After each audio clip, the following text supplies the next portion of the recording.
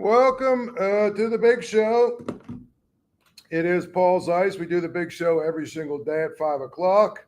And of course, it is one of those things where we had a very big weekend.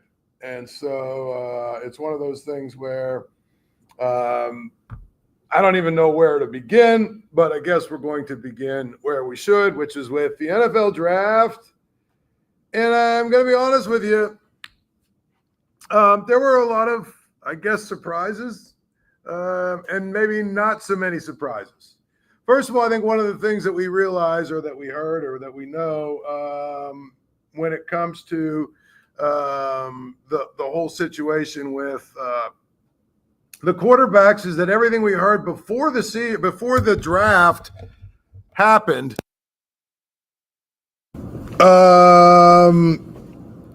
Well, I would tell you everything that we heard was probably wrong because we heard basically the Steelers were all in on Shadur Sanders. We heard the Steelers were probably all in on Jalen Milroe, right? We even heard the Steelers were in on Jaxson Dart.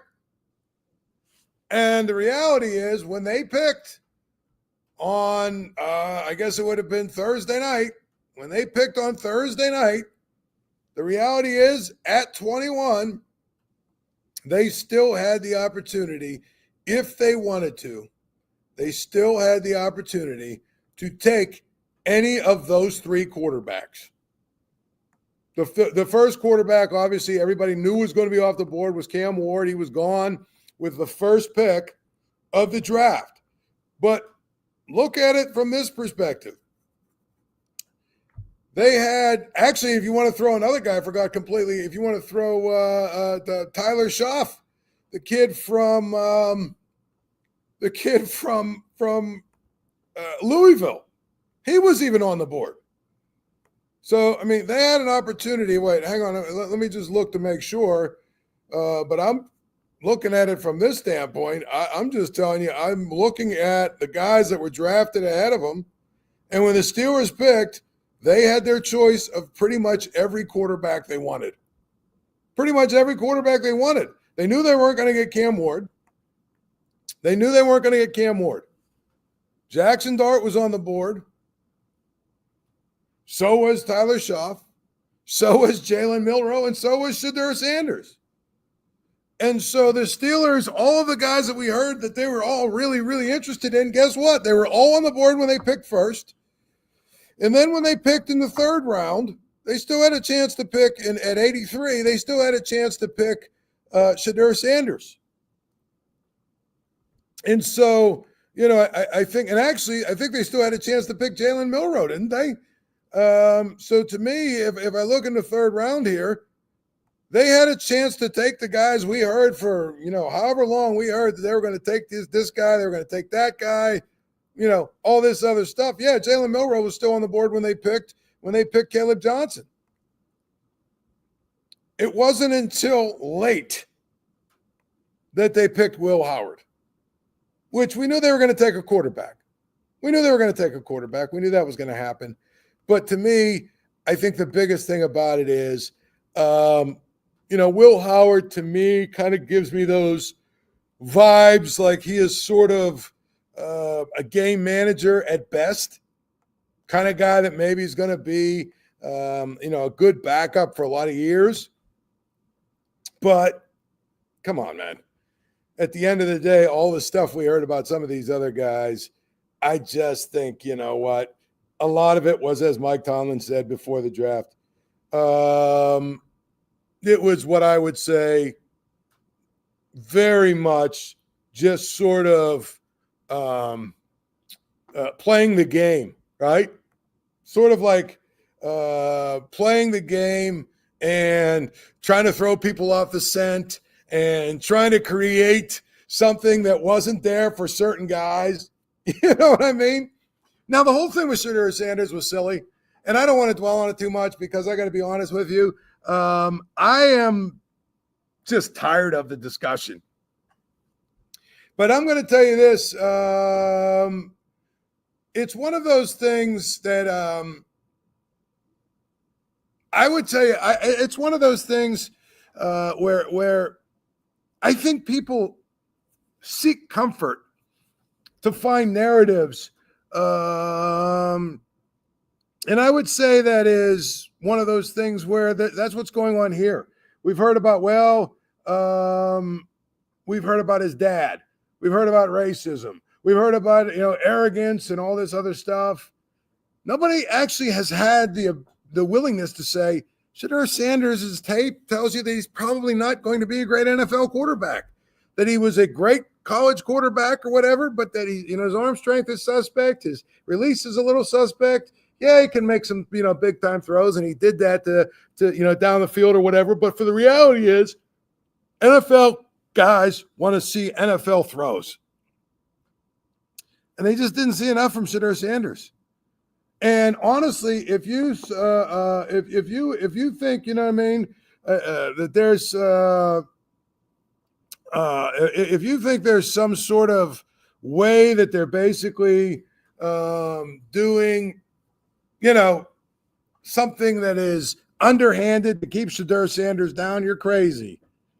Because really, I think it's one of those things where, look, teams need quarterbacks. You know what I'm saying? And I think they do. They do need quarterbacks. And so it's one of those things where they're not going to pass on a guy that can help them win. They're just not. And I just think that's what you have to, really remember. They're not going to pass on a guy that's going to help them win. So when it comes to Shadur Sanders, especially Mike Tomlin, who took a chance on Brian Flores, right? He took a chance, or whatever you want to say, stuck with it with AB longer than people thought that he should. Took a chance in some ways on George Pickens.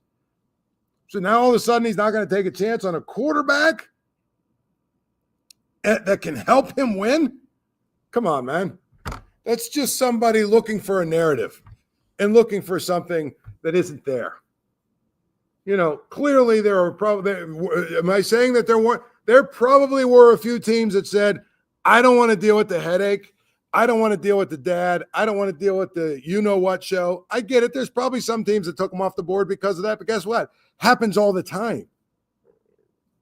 There's guys that get taken off the board for a number of reasons. It happens all the time. And so the idea that somehow this is different or new, I don't think there was collusion. And quite frankly, if Shadur Sanders was that guy, people would take him. They wouldn't take him off their board. They'd find a way to make it work. But when you're not that guy, when you're a guy that's got as many questions as answers, and you're just sort of a marginal talent in their eyes, why should they have to deal with the nonsense that's going to come along with you? It's not about blackballing somebody. It's about saying, well, listen, why in the world am I going to take on you and your dad and everything else that comes with it and put up with, daddy ball kind of nonsense when you're not starting or you're not playing well enough or whatever? I'm not putting myself in that position for somebody who's got a marginal talent at best. Get out of here. I wouldn't either as a coach. So, all the crying and whining is silly. The Steelers made it pretty clear to me. Listen, when the Steelers passed on him, not once, but twice, but 3 times, when they passed on him 3 times, that told me everything I needed to know. Because Mike Tomlin would have taken him if Mike Tomlin thought he could help them win. Period. And I think that that's the reality is. I think that it is one of those things where people just lose their minds when they get caught in narratives that don't make sense. You're not going to pass on a generational quarterback. You're not going to pass on an elite quarterback. You're not going to pass on somebody that you think can help lead you to a Super Bowl down the road. You're just not going to do it. And so, if a guy's a marginal talent, well, yeah, then you make yourself very easy to cross him off the list. And, people are like, oh, I can't believe Tyler Shaw, for instance. Well, yeah, he is 35 years old or whatever he is. But you know what? If he throws the ball, he's a drop back passer. I don't know if he'll be a good NFL quarterback. But guess what? He's all of these guys behind Cam Ward were rather interchangeable in many ways. It's a crapshoot for any of them, really. So why not take the guy off the list, take him out of the equation, the guy that's going to be the biggest pain in the rear end? Period. The guy that's going to be the biggest pain in your rear end, get him off your list. As for Will Howard, I mean, he gives me vibes like he's sort of a more of a game manager type than he is, say, a guy who's going to be your quarterback of the future. But they took a shot at him, right? And they said basically the one thing. Hey, you looked at him when he was at Kansas State, you led him to the Big 12 title, then he goes to Ohio State, leads him to a national championship. He's a winner. He knows how to win. He knows how to, get his team to the next level. In the biggest games, of the year, he was at his best. He's a leader. He's got good size at 6'4". He's got reasonably good scrambling ability. He throws out of the run pretty good. I just think that it's one of those things where you look at Will Howard and you say, they took a chance on a guy that may or may not be able to be really good, right? But they took a chance on him because they wanted to make sure that they really, really, really were thorough, and they thought he gives us as good of a chance as some of these other guys to be a good player. And the reality of it is he gives us a chance to be a good player, and that's going to be one of those things where we can get him later in the draft. We're not really risking anything. What are you risking? If you think about it, what are you risking? Was it a 5th or 6th round or whatever? And that's where I would tell you, if you think about all of the other stuff that goes on, I think it's just a good move for them because it basically means that you have a chance. Really. Get him into camp, see what happens. Get him into camp, see what happens. If it doesn't work out, team's not good, you can go basically and get another guy next year. Period. It's all it takes. So I'm just looking at it from that standpoint, and I'm just saying I think that it is always going to be a point of contention in many ways with people that, you took this guy instead of that guy. I think the Steelers went for fit here. And they felt like, you know what, all these guys are interchangeable, but we really, really, really want to go from there. We want to make sure we don't overdraft. We want to make sure that we don't use too much, right? And therefore, if we're going to do a situation like this, he works. He works for us, and let's go with him. He'll come in, he'll compete, and we'll go from there. But anyway, I'm just looking at it from the outsider looking in. I like the pick. I do. I think it's like a pick that works for them, and they didn't really risk anything. And to me, I don't know that there's that much of a difference between him and, say, Jalen Milroe, or him and, say, some of these other guys. There just isn't. And that's just me. The rest of the draft for the Steelers, I liked what they did. I think they went out and got guys that are going to help them, right? I mean, I do. I think that if you look at their first round pick, one of the two things we said going into it, they had needs for what? Corner.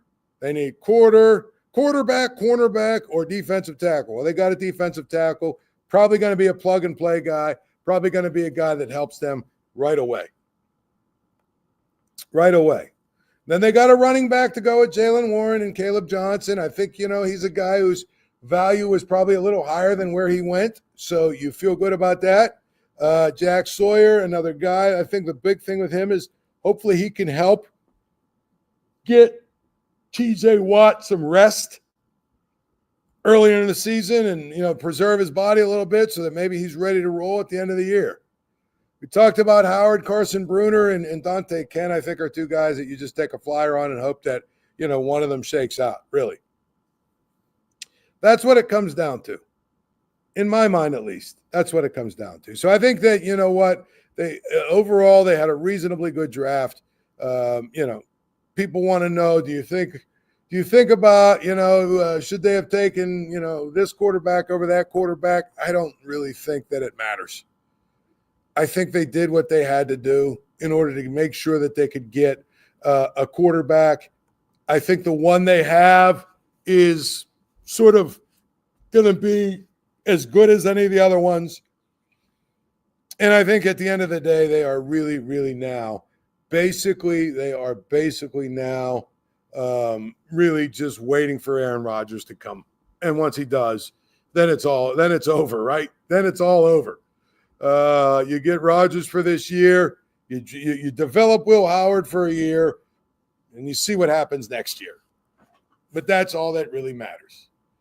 Now then, the game's always on at Archie's. Let's get down to Archie's. Archie's, home of 80-cent wings, Monday through Thursday, home of the Paul Zeise grilled cheese sandwich. And, of course, you get a chance, get down there, tell Archie I said hello.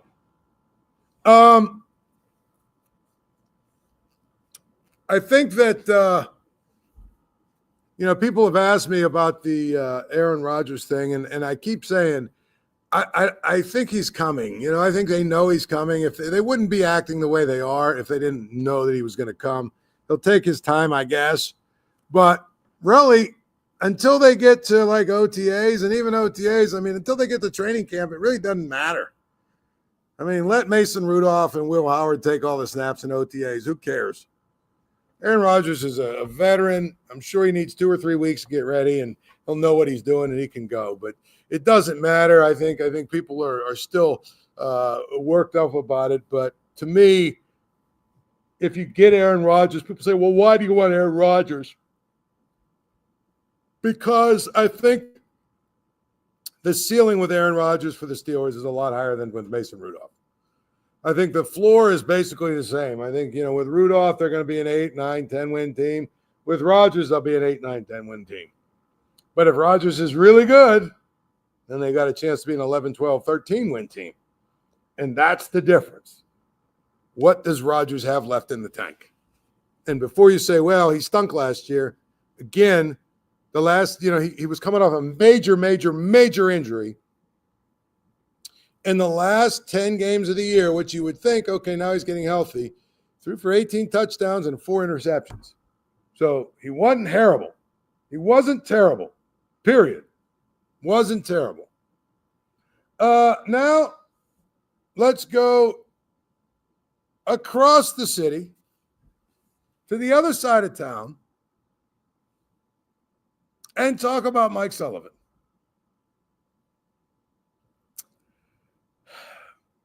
Have there ever been two coaches so similarly linked, so similarly talked about, so similarly, put together like Mike Sullivan and Mike Tomlin? Let's face it, Mike Sullivan and Mike Tomlin, two guys that have won at a high level for their teams.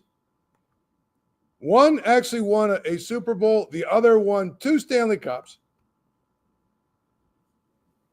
They basically were guys that, put the teams in a different category altogether at their height. But in recent years, they've sort of lost their fastball. Mike Tomlin hasn't won a playoff game in 8 seasons. Mike Tomlin hadn't gotten out of the first round. He hadn't won a playoff series, right? He hadn't won a playoff series in, since 2018. There were reasons. There were some shortcomings. There were, in Mike Sullivan's case, the rebuild was happening and all that stuff. But the reality is Mike Sullivan wanted to play a certain style of hockey that worked when they were winning Stanley Cups and didn't work when they weren't. And that's just sort of where they've been for a long, long time. And the last 3 years, they've missed the playoffs. And here's the one thing I'll tell you because of the overtime loss thing, right, which I think is nonsense because it's a loss. If you take overtime losses, okay, Mike Sullivan hasn't had a winning season since 2022.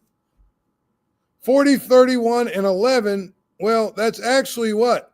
40 and 42. 38, 32, and 12 is actually what? 38 and 44. 34 and 36 is actually what?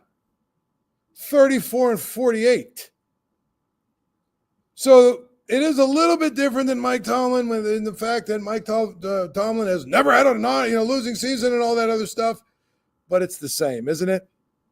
It's the same. We know it's the same. Because really, you know what? Mike Sullivan has kept the team afloat, kept them in the playoff hunt at least, deep into the season or at least reasonably deep into the season and all that stuff. But you know what? Recently hasn't been able to make the playoffs. And I think that keeping him around and being delusional enough to keep him around has actually hurt the Penguins in their rebuild. I said this a couple of years ago, and I still say it. They shouldn't have re-upped Kris Letang and Geno Malkin. They shouldn't have re-signed Tristan Jarry. They shouldn't have given, Sullivan an extension, or they should have fired him or whatever 2 years ago.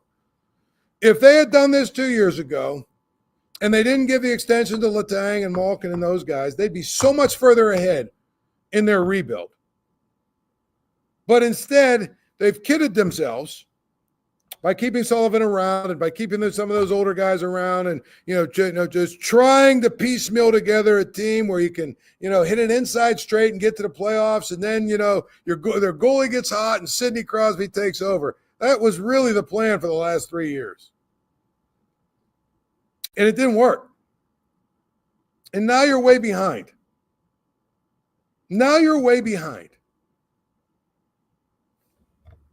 And you got 33 picks or something over the next 3 drafts? That's great, but how long does it take in the NHL for those guys to get to the point where they can help? And so I really believe that in many, many ways, this has to be the offseason now. Rip the Band-Aid off. Done. It's got to be done with all this nonsense. I mean, you can continue to kid yourself. And I get there's a sensitivity about Sidney Crosby and, boy, he's not going to be happy if you take this guy away or take that guy away. You know what? I would tell you this. It feels like, in my mind, Sidney Crosby needs to be sat down and he needs to decide, do you want to be a part of a full rebuild or not? And if you don't, then we need to figure out how to move you. Because the bottom line is, we would like you to be a part of it because having you on our team obviously keeps us a really high-profile team. But to me, when I look at it like that, well, I guess I have to sit here and tell you that if you don't want to be a part of a rebuild, we are going to rebuild. And I just think that's really what needs to happen. I get rid of all these guys. I know some people don't want to hear that, but I clean house. And I basically say, we're going to start from the bottom. We're going to start out again and try and get everything done. You have, 3 more years of Kris Letang to pay. Think about that. 3 more years of Kris Letang to pay.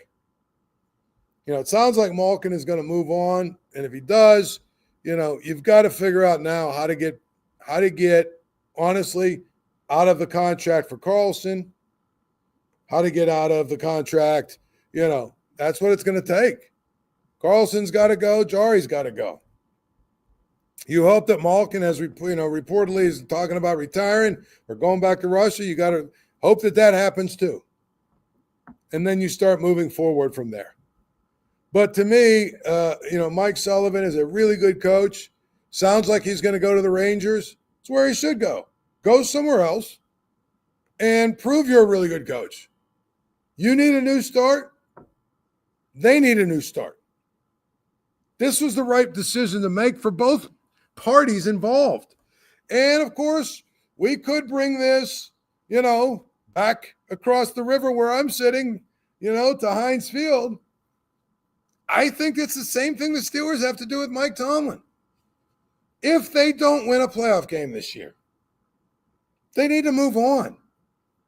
They need to move on from this antiquated philosophy that he has.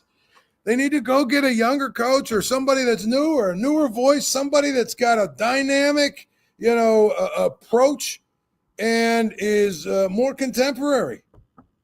Because this, sticking around and keeping the same coaches in place, and the same philosophies and all that other stuff year after year after year after year after year. I think Mike Tomlin's a great coach. He's a really good coach. Let him go prove it somewhere else. That's what I say to all these people that are, the Mike Tomlin apologists. I say it all the time. Number one, he's not the only good coach in America. Number two, when they say, well, who are you going to get to be better? I say the next young Mike Tomlin. Well, what do you mean by that? Well, when Mike Tomlin got hired by the Steelers, what happened? Nobody, I guarantee you, all the people that are watching this show, if I gave you a sheet of paper, we could get in a time machine and go, okay, Bill Cowher retired. Give me, I don't know, 1,000 people come. I want you to all give me your top 20 names for Steelers coach. Who do you want to see to be the Steelers coach? So that'd be a list of 20,000 names. I don't know that Mike Tomlin would appear on anybody's sheet. Nobody knew who the hell he was. But he turned out to be a pretty good coach early on. Turned out to be the right coach, actually, at the right time. Because he kept the Steelers at that level they were until the defense got old and, the roster had to be changed. And, of course, he hasn't been nearly as good. But his first 5 years, he was he was unbelievably good. 2 Super Bowl appearances, a Super Bowl championship. I think he had 3 division titles in his first 5 years. I mean, the guy really was, on the road. And since then, it's been a lot more like Marty Schottenheimer. But my point is, people say to you, well, who are you going to get better? They want you to, they want you to say like, well, Bill Belichick, or whatever.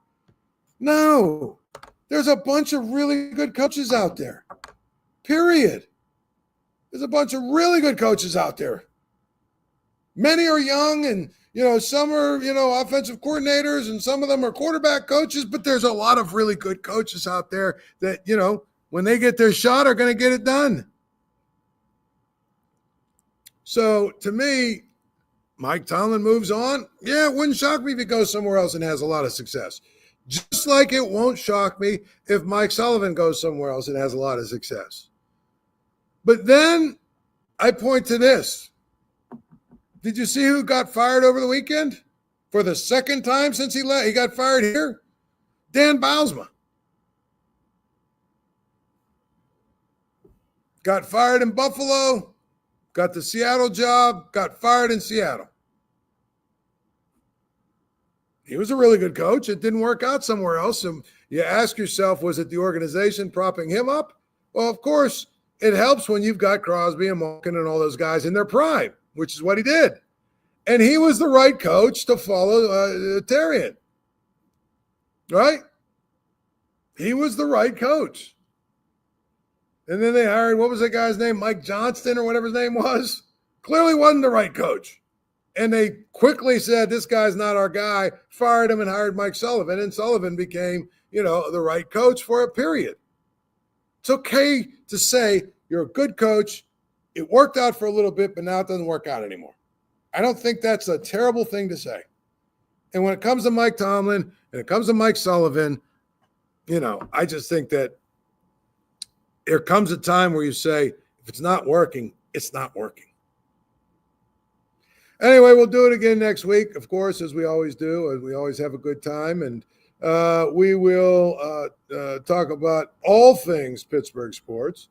And we will all make sure that we have a good time every day. Until then, enjoy your night.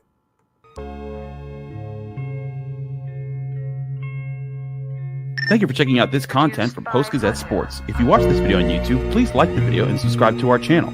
For all of the sports coverage the Post-Gazette has to offer, visit post-gazette.com.